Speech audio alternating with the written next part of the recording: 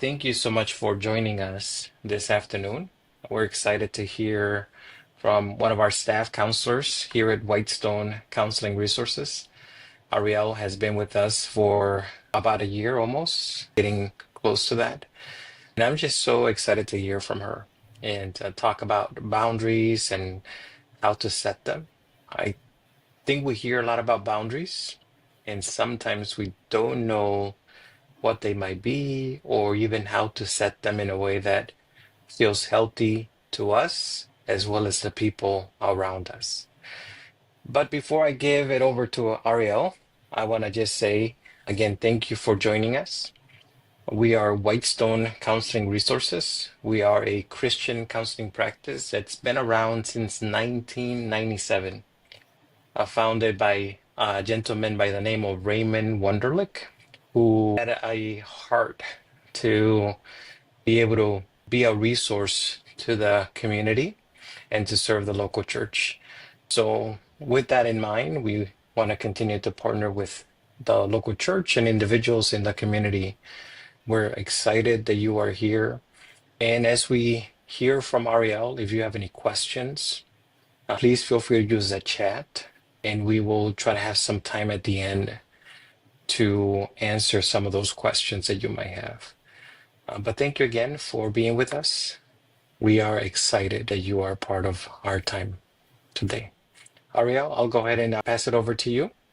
All right. Thank you so much for that introduction, Luis. Let me share my screen here as we get going.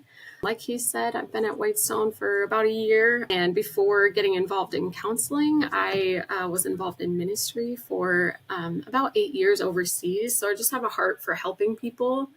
And the reason I wanted to do this webinar is, like he said, I feel like so many of us have heard about boundaries, maybe have an idea of what they are, but there's that big gap between knowing we might need boundaries and being able to set them and apply them to our lives. So that's what I want to do with this webinar, is give us some ideas of how to go from understanding a little bit of boundaries to starting to apply them to our own situations. So brief outline of where we're going to go in this webinar. Let me get us to the next page here.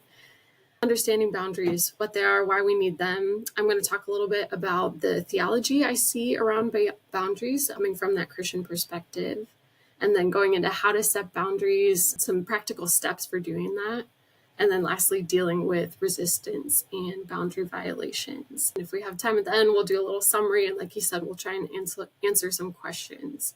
So as we get going, I also want to say I pulled a lot of good resources from the Boundaries book by Dr. Cloud and Dr. Townsend. It's from a Christian perspective, has a lot of awesome explanations and examples in there. So it's a great read, recommend it.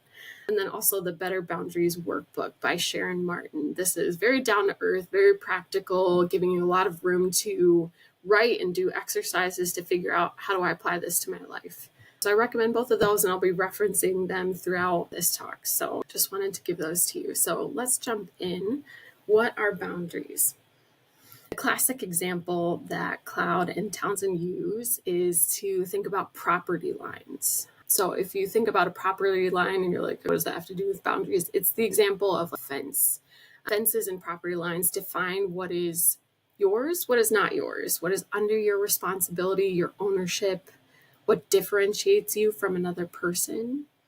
So we see this picture of a fence here, and it clearly defines what's within the fence is my property, my responsibility to manage. The things outside of the fence are not mine, and I can't control what happens outside of the fence, right? So the Better Boundaries workbook has a great 3-part definition of boundaries that I think helps flesh this out a little bit more. So boundaries define who we are, meaning they help remind us that we're all autonomous individuals, and gives definition to what is me and what is not me, where I begin and where I end, where someone else begins and ends.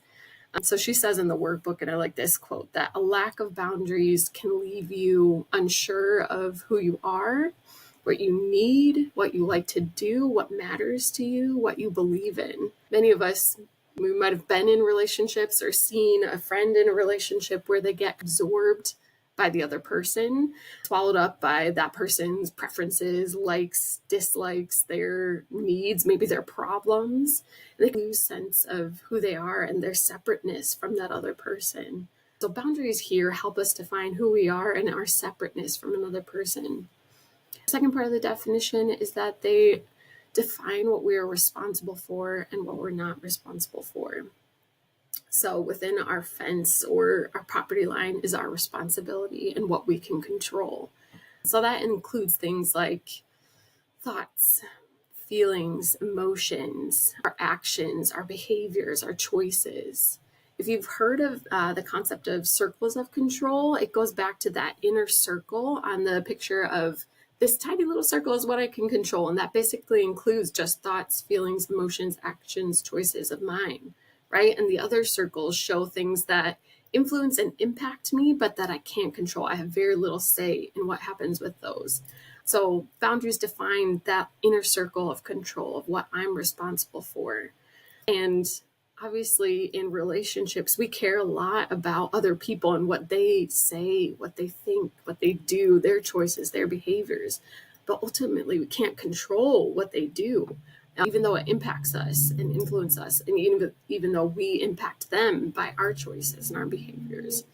But boundaries here help us define what we're responsible for. I think I also just want to mention a little caveat there of parenting being a unique situation, of that parenting young children, you have much more say over their choices, their behaviors, their actions. You have a lot more control over that. But as they grow, you're helping them become an autonomous individual who is able to take responsibility for their own choices and actions, right? So that's the second part of the definition. The third part is that boundaries define limits for ourselves and others.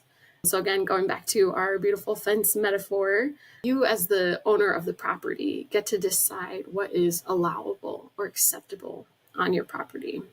So if someone comes over and they're like, hey, want to hang out, and they help you plant flowers on your property and they're tending your lawn with you and they're spending time and they're being respectful, great, you can let them in.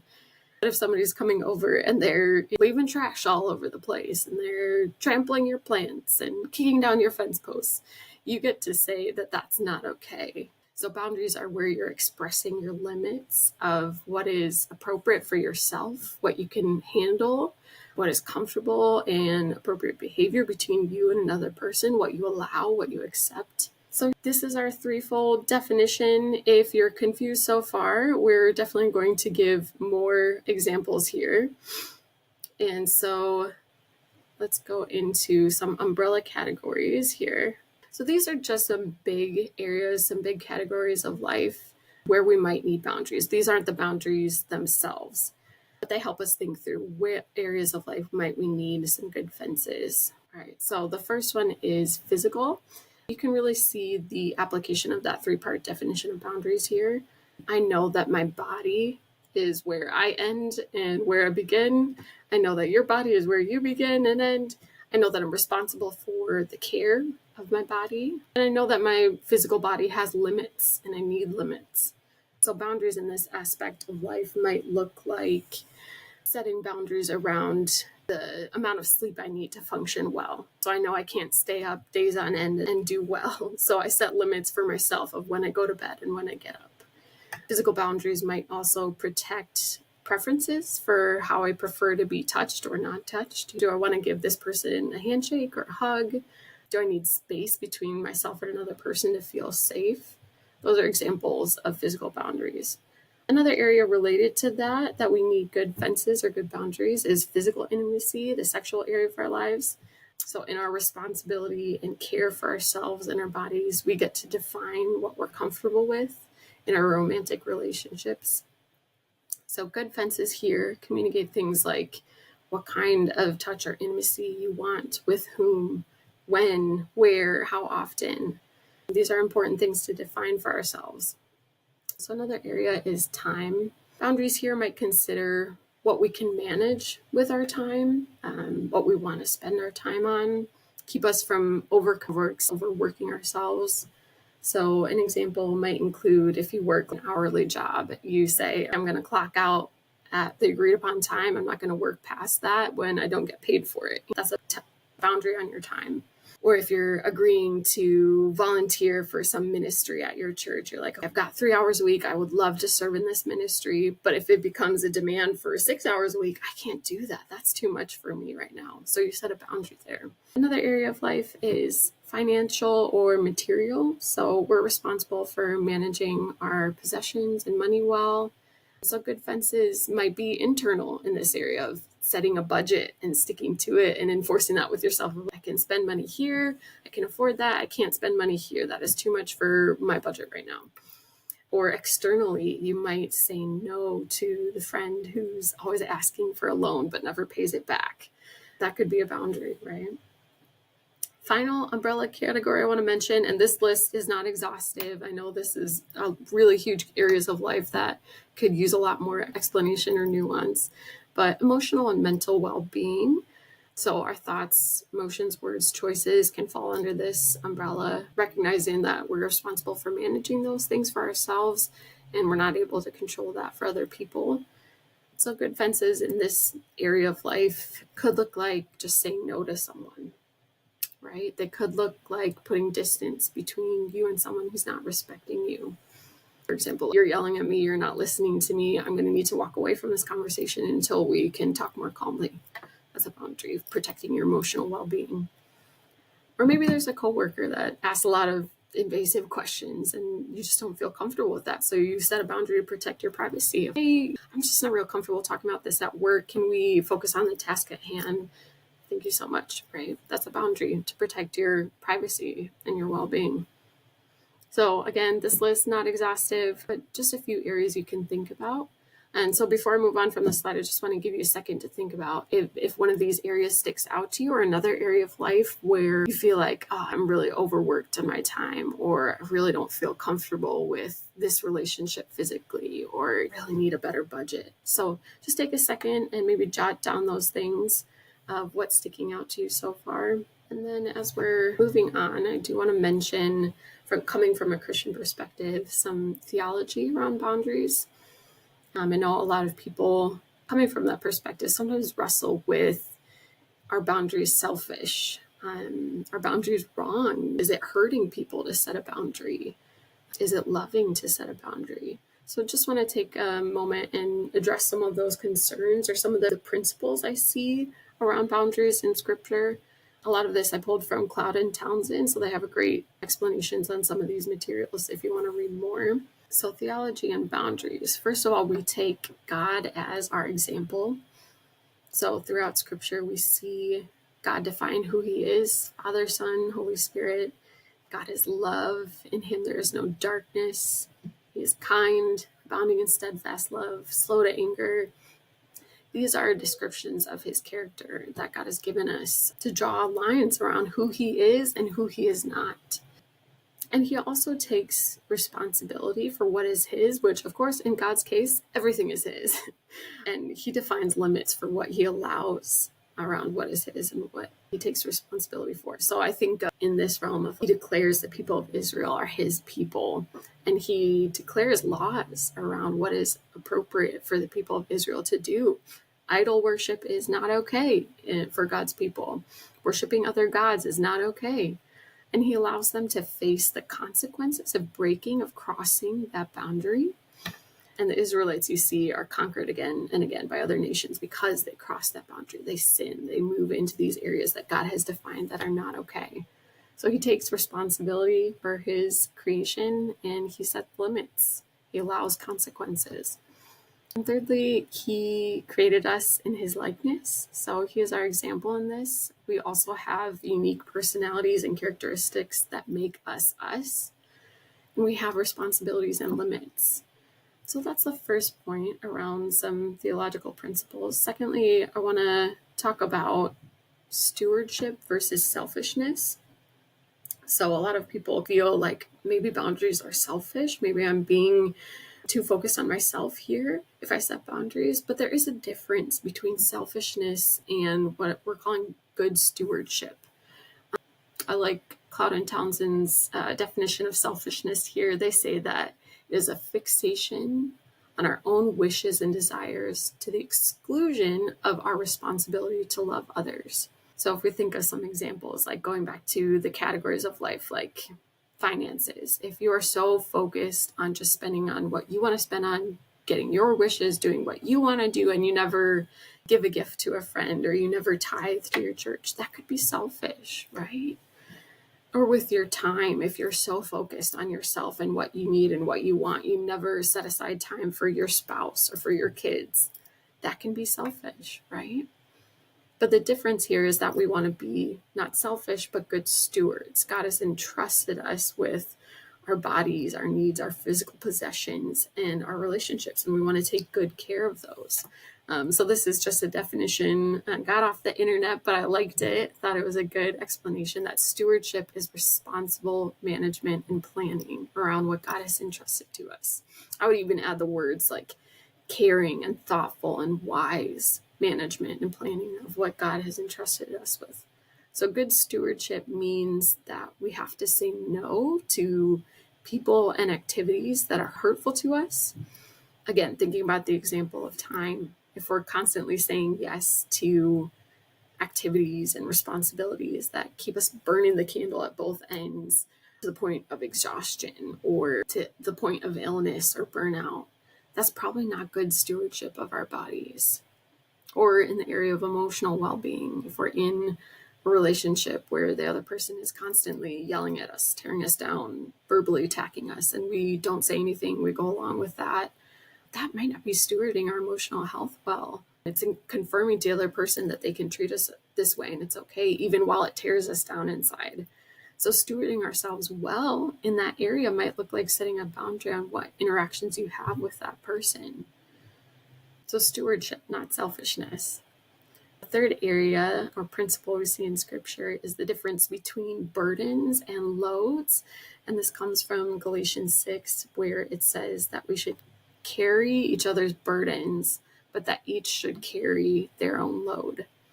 So that might sound a little confusing or contradictory on the surface, but what it shows us is that there's a difference between helping someone with a burden that is too big for them to carry alone, right? If you see someone struggling when they don't have the strength, the resources, the knowledge to handle that thing, you can come alongside them and help them. And that's a beautiful show of love, right? And support. But you also need to recognize that we all do have our own responsibilities or loads. I've seen some translations of that where it says a load is like a knapsack or a backpack, something small that we can carry by ourselves. You see that in the couple pictures I've got here. So the person on the one side has a small bag that they can manage, they can carry easily. And to take that away from them, then they're not building strength and character to be able to manage their own responsibilities if I carry it for that person. Whereas the other little picture there, we've got our cartoon people carrying these, I don't know if they're books, but giant books, let's say, that would be too big for one of them to carry by themselves. So they share the load together. So burdens versus loads. We're each responsible to take care of our own load. So these are just a few examples and principles we see in scripture for understanding boundaries. Now, obviously, the principle is much easier to understand than it is to put it into practice. So discerning in your life where you're being selfish or where you need to have better stewardship is hard. Discerning when someone is struggling with something that would legitimately benefit from help versus when they might be shirking some responsibility that they could manage themselves, that's hard. So sometimes I will say working through these situations with a trusted friend, with a pastor, with a counselor can be really needed to figure out the nuance of those situations. But as we go on, I want to start jumping into setting boundaries. How do we set good boundaries? What makes a good fence, as it were?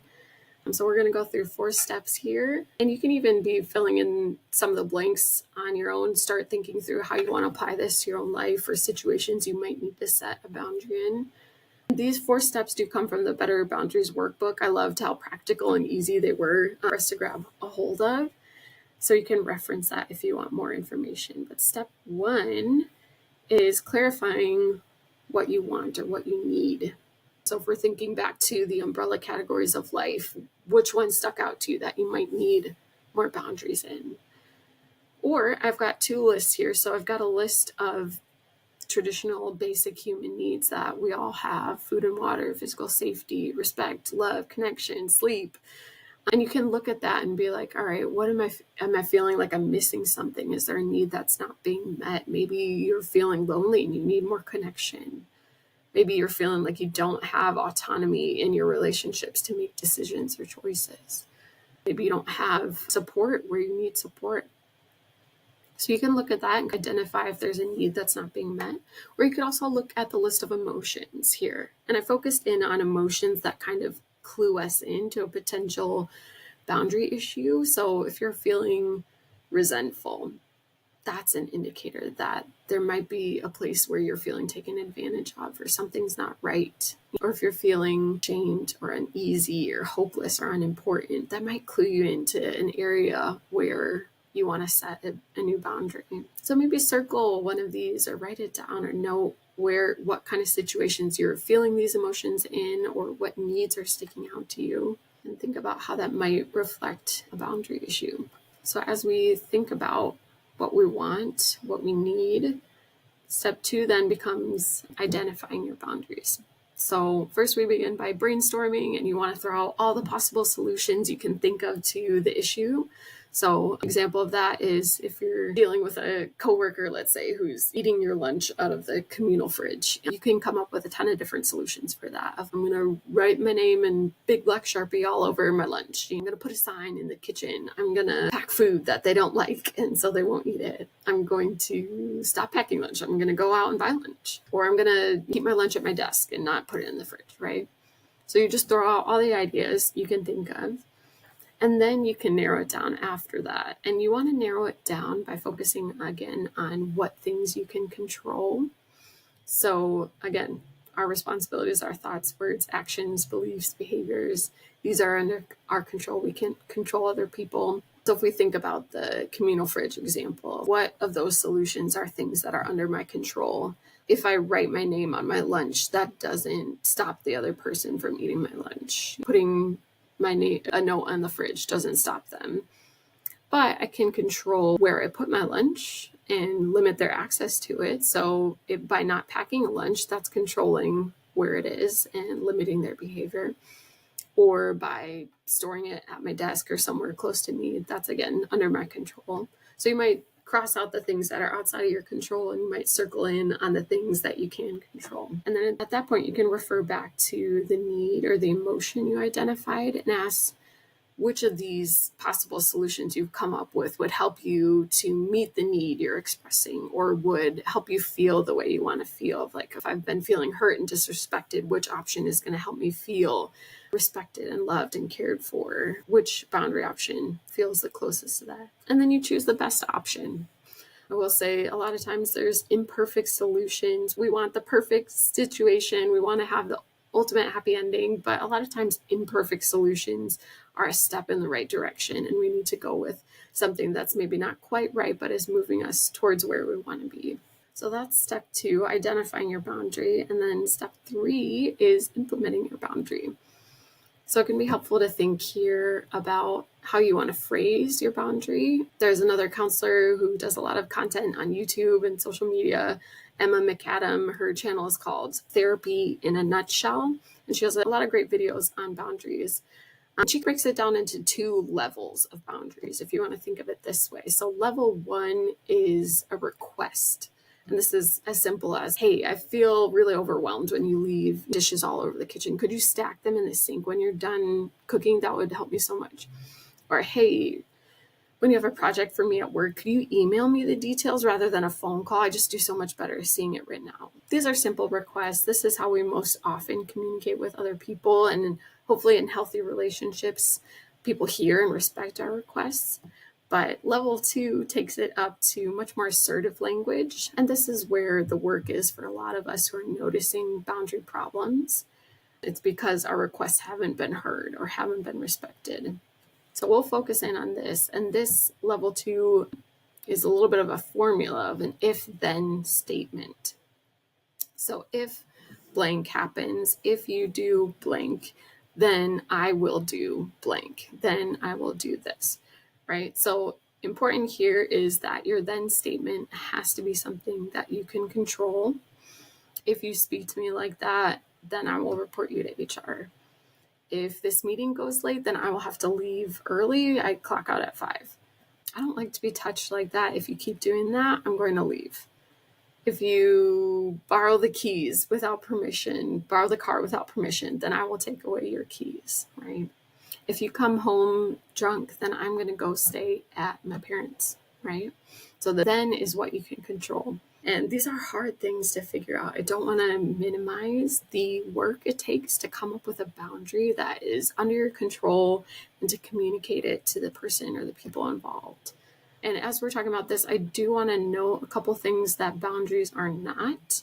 So boundaries are not demands come from a place of wanting to control another person, and we can't do that. It doesn't work.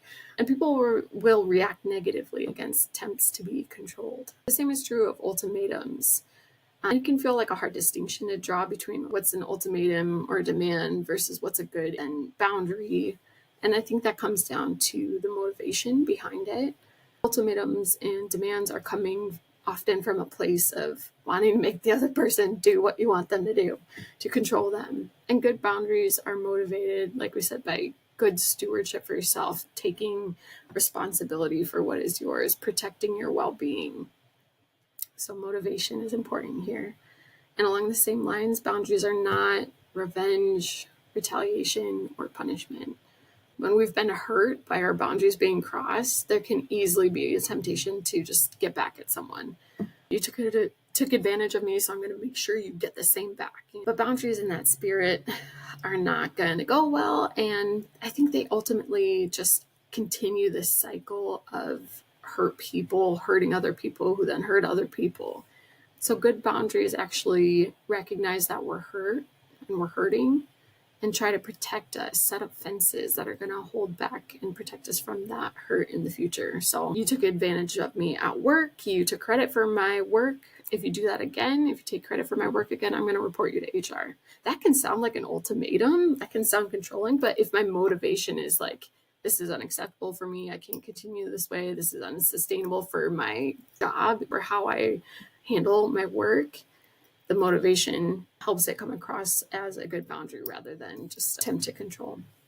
So far our steps have been clarifying what you want and need, identifying your boundaries by brainstorming and narrowing it down, and then implementing your boundaries with either a request or an if-then level statement.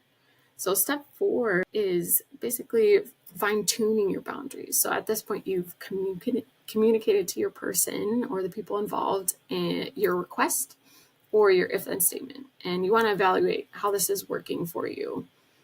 How did the person respond? How is the situation evolving? Are they respecting your boundary? Is the problem persisting? Chances are it'll take repeated efforts to communicate your boundary and to stick to your then statement. So follow through is part of fine-tuning your boundary. Consistency is part of this. You have to follow through on the then part of your statement. That lets them know you're serious and you really are trying to change the pattern that for a lot of us has been around in a relationship for a while. We're trying to change something that's been there. So fine-tuning is follow through and consistency, and it might also be leveling up your boundary. If you started with a request and it didn't work, then maybe you take it to an if-then statement.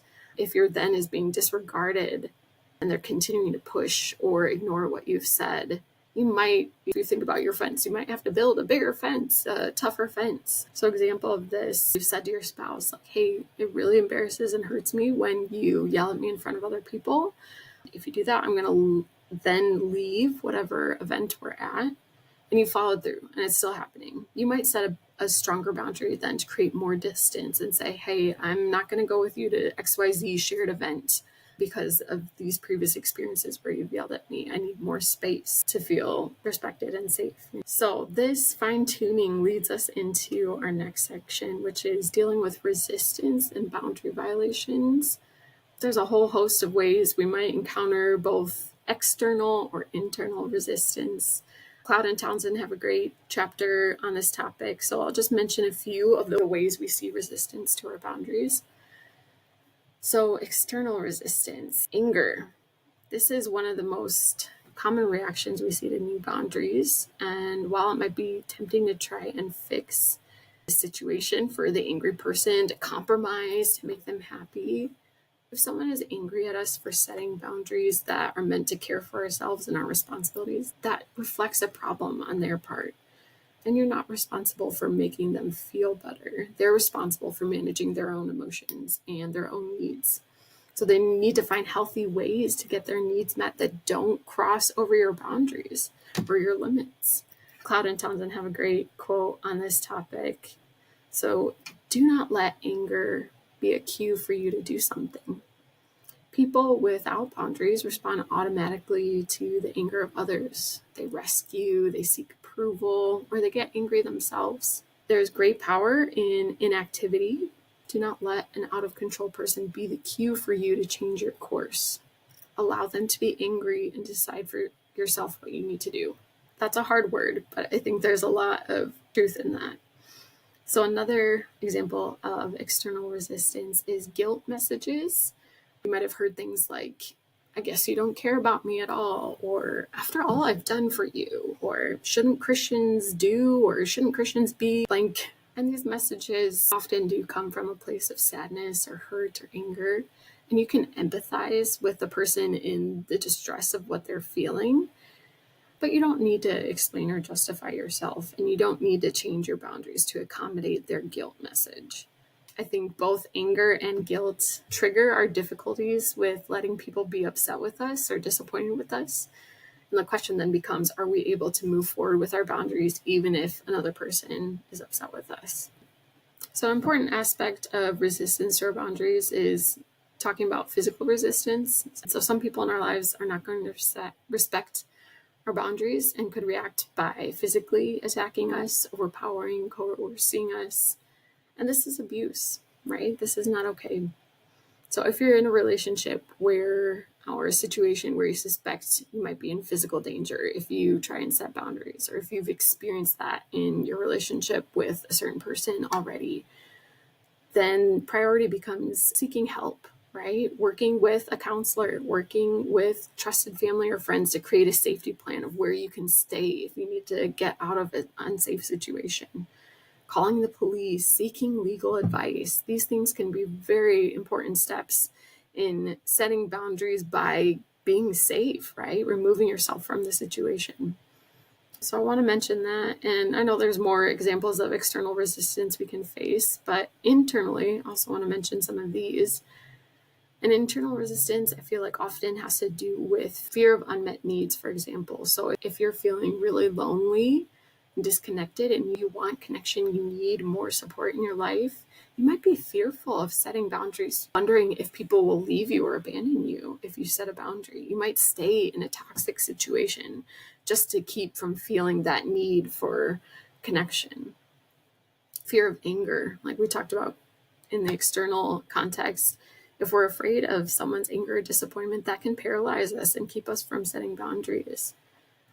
Also, fear of the unknown. Change in our relationships creates a lot of unknowns. How will the person react? What will the future hold for this relationship or this situation?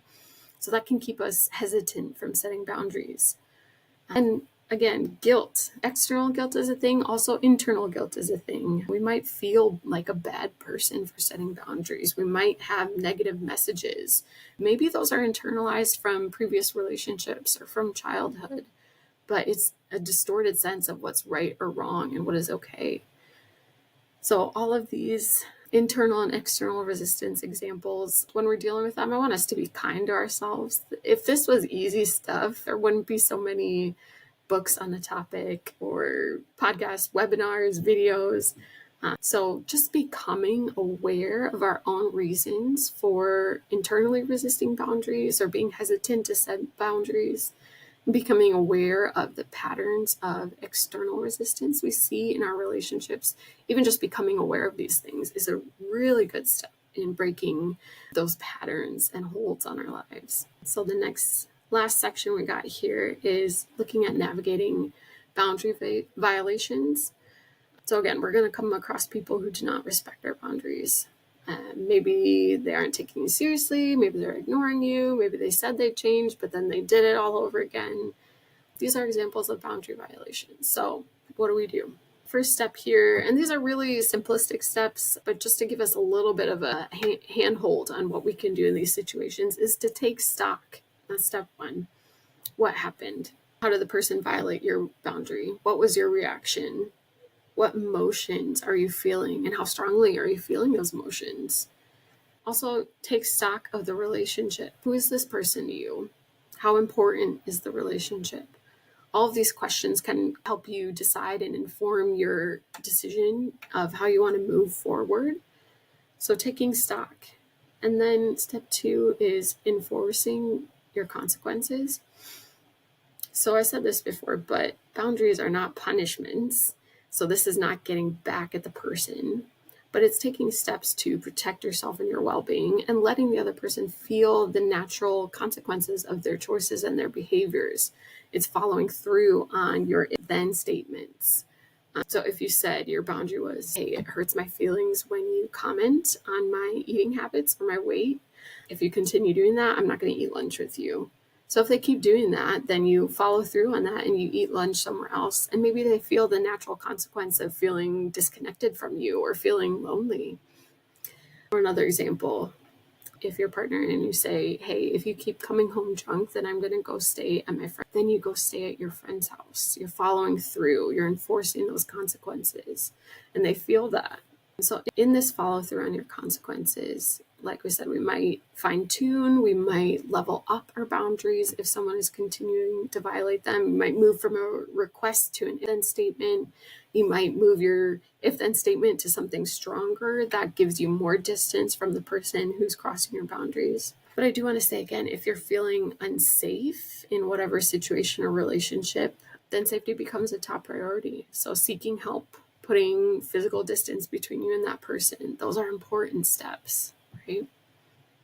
And I also want to acknowledge that setting boundaries does come with difficult decisions and risk involved. So, for example, if you're setting a boundary with your boss at work, that could cause a risk to your employment. Let's say he reacts poorly and that affects your job security. That's a risk. Or if you're setting boundaries in a romantic relationship, physical boundaries, maybe you find out that that person doesn't want to be with you anymore. That's scary. That's a risk, right? So there's an element of counting the cost of setting your boundary and counting the cost of staying where you're at and not having a boundary. Because I think there's a cost either way. Maybe staying where you're at, the cost is that you're feeling burnt out. The cost is that you're continuing to feel neglected or lonely or overworked. And that takes a toll on you. So you have to weigh that against the cost of, all right, what is the risk of setting this boundary? And personally, I do believe there is a lot of fruit that is born out of fighting for our boundaries in the long term, even if there is an immediate cost. That is scary. But we want to acknowledge that it's costly to set boundaries. All right, so I want to recap what we've covered today. Review: boundaries are important because they help us define who we are, what we're responsible for, and set limits. There's a lot of big areas where we could set boundaries in our lives. And some of those that we mentioned were physical, time, financial, emotional well-being, and God. We thought, and just to review, we looked at the theological principles again. So God is our example. We're trying to show caring stewardship. We're not trying to be selfish. And we're differentiating between burdens and loads.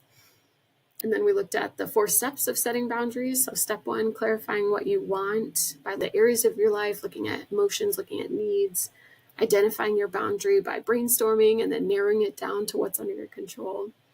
And then implementing your boundary with requests or then statements. And then fine-tuning that by following through or leveling up. We also looked at, again, the internal and external resistance and how that often goes back to anger, guilt, fear. And lastly, we just briefly went over boundary violations, taking stock and enforcing consequences. So I hope that you're walking away from this time feeling a little bit more clarity on what boundaries are and some ideas of where to get started. I do want to say again that of course, our own situations are each so unique and nuanced that talking it through with a trusted friend, or talking it through with a pastor, or talking it through with a counselor can be really beneficial for getting some ideas of where those lines are in your particular situation, or how to go about thinking of a good if then statement. So I hope you'll reach out if you need more support.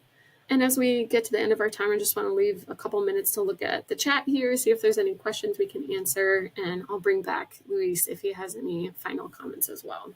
Thank you, Ariel, for sharing this wonderful presentation. I was just thinking about just some of my own journey here regarding boundaries with my extended family.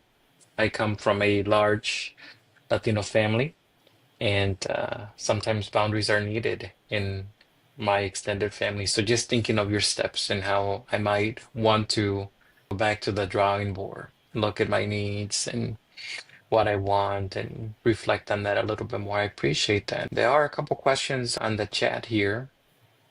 One of them is, it says this, I'll read it out loud. It says, I think standing up for ourselves by saying the way we do not want to be treated, maybe drawing boundaries too. Do you agree? Yeah, I think that's another variation on a request, basically. It's a statement of saying, hey, this is a limit. This is a boundary I have of this is what is acceptable and appropriate for me. So I think that can be a boundary too. But the next step then I think is the nuance of asking for what you need from the other person. Of, I need you to not yell at me. I need you to talk to me in a quieter volume. It really stresses me out. And communicating that a little bit more can help clarify the boundary for the other person. But I think you're right on there. Thanks. Then the other question that I have here as well is, when would someone know when to reach out for counseling for setting boundaries, or just in general?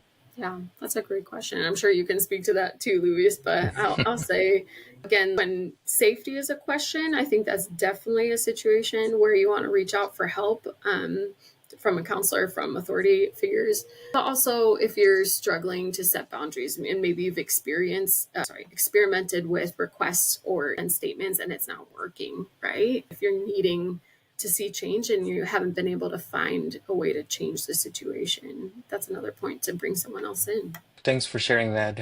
There's a comment here. Maybe you can speak to this. And I would agree. I think some of these things sometimes are easier said than done. And I think setting boundaries is something that does take some time and intentionality. Yeah. But the comment says easier said than done in lots of situations. Parent and adult relationships are a tough situation. Yeah. Can you speak as to, they are difficult, but is there maybe a pattern that we can follow, especially in situations that are more difficult? Well, and I love that comment because it's so true. All right, in this webinar, we gave a lot of practical steps for getting started, but it is so much harder to apply those to your actual situations. And there are really a lot of painful situations we're in where we're like, yes, my boundary's being crossed and I don't know how to fix it. Or like you said, with parenting, adult relationships, of how do you navigate honoring your parents if they're crossing your boundaries, if you're the kid in the situation, or being a parent and trying to help your kid figure out their own autonomy while helping them set good limits and keeping them within limits that keep them safe, right? So without a specific situation, I think it's hard to speak into that, but I think that's where I'm saying bringing in another person can be really beneficial, of whether that's a trusted counselor, a friend, or a pastor, of helping you discern together, all right, where does stewardship start and selfishness end here? Where does honoring and respecting a parent or a kid begin and end? I think that's when you bring in another person to get that second opinion on how do you go about this in this really tough situation. Well, thank you, Ariel. I was wondering if you could also maybe speak to, in your own work with people, which one of the 4 steps do you find maybe clients or people getting stuck in, or maybe having a more difficult time? That's a great question. I think it can be, I would say 1 through 3. All of those can be difficult. Probably step 2 and 3 are the most difficult. Oftentimes we can recognize that we're feeling angry and that falls into that step 1 part. But getting from recognizing there's a problem to what do I do about it and how do I start implementing things. And I think a lot of people facing the resistance is where they get stuck too. I know that this other person is going to blow up at me if I try to set a boundary, or I know that they're going to cut me off if I try to bring up this sensitive topic that's a boundary violation. So I think the resistance and the implementation are definitely where people have the hardest time. I think one of the things that really stood out to me, I think knowing what we want, knowing our values, knowing our principles is important. Because I think when we think of boundaries, I can only really show up in relationships when I know who I am, when I know how I want to be treated and how I want to treat others. Yeah. I can only be authentic and genuine when I'm able to do that. Mhm. And so I think reflecting on who I am, what are some of the things that I want to have in relationship? What are the relational needs? What are my personal needs and what are the needs of the other person? I think can guide us in some very good conversations, difficult conversations sometimes, but it is through those difficult conversations that I do feel that we create a stronger bond between us and others. Yeah. When I'm able to come to my dad or my mom and talk about boundaries with them, and they're able to understand where I'm coming from and what I want and what I need, and then I'm able to take the time to listen to them as well. I think it does forge a stronger bond because then I know that I can show up genuinely and authentic and without needing to be hyper vigilant or scared. And so I think asking ourselves some of these questions, I think is really important. And I can understand why 1 through 3 might be difficult. Yeah, I Yeah. think that goes with the whole idea of defining who you are. Boundaries Mhm. help you recognize what are your values, your priorities. How do you want to be as a person? Loving, kind, respectful, honoring. Mhm. It helps you approach other people with that mindset of I want to be loving, I want to be a good steward of my relationship with this person that I care about, but that's hurting me. Thank you. I don't see any other questions, but maybe you would like to give us, if there was one takeaway that you would want us to leave with, what would it be? Oh man, that's so hard. One takeaway. I think the stewardship principle sticks out to me the most of so often we're stuck in that mindset of setting limits or setting boundaries is selfish or it's going to hurt the person. So trying to shift that mindset of no, it's not about being selfish, it's not about prioritizing yourself above everyone else. It's about being responsible and caring for yourself and for your relationships and for other people, knowing that always being the person without boundaries is ultimately hurtful for you and for others. So trying to shift that mindset to stewardship rather than feeling like you're being selfish, I think would be a good takeaway to just wrestle with it and think through how that might apply to your situations. Thank you. Thank you, Ariel, for sharing all your wisdom and what taking the time to prepare for this. I definitely found it very interesting, and there are some things I'm also gonna be thinking about and sharing with my own clients. So thank you for preparing for this. So, thanks, Luis, for hosting. I enjoyed this time together, and I hope it was encouraging for everyone who joined today. And please have anyone who's online watching us, if you are looking for a counselor that can help you with setting boundaries or thinking about them, please reach out to Ariel. Ariel, would you like to give people some of your contact info? Sure. You can reach out to me, I believe, through our website at Whitestone Resources. My email is just Arielle, Arielle, at whitestoneresources.com. So reach out to me through either of those methods. I think contact information is on our website as well. So that would be great. I'd love to hear from you. Well, thank you again. Have a wonderful rest of your day and week. God bless you all.